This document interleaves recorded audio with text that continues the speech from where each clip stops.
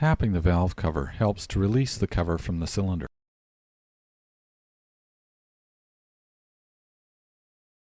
By pumping the kickstarter with your hand, the engine components will slowly move to the right position for adjusting the valves.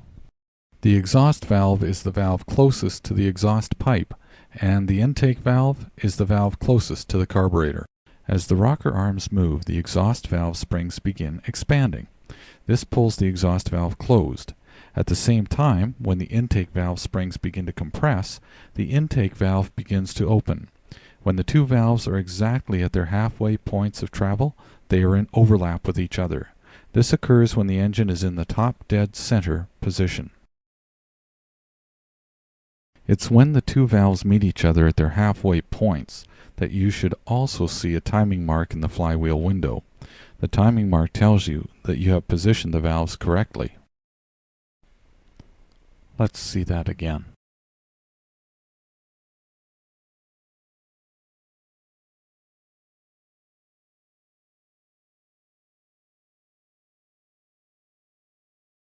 The firing mark is the first mark to appear in the window. The top dead center mark will appear afterward and will just become visible in the window before the firing mark disappears from view. As long as either mark, or even both marks, are visible in the window, the tappet clearance can be adjusted.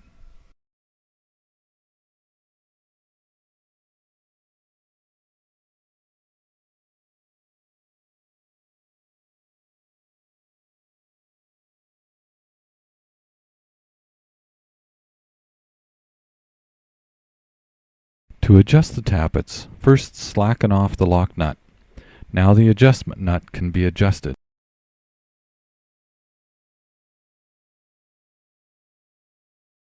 Insert the feeler gauge between the rocker arm and the tappet and tighten the adjustment nut so that the feeler gauge is just held in place.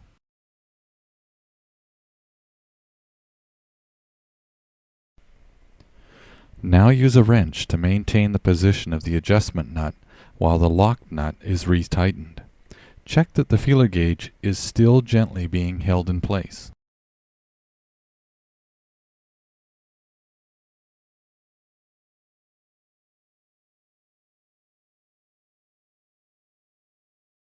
If the tappets have been adjusted correctly, there should be a small amount of movement in the rocker arms when the feeler gauge has been removed, and the push rods will still be free to spin. Now repeat for the other valve on that cylinder.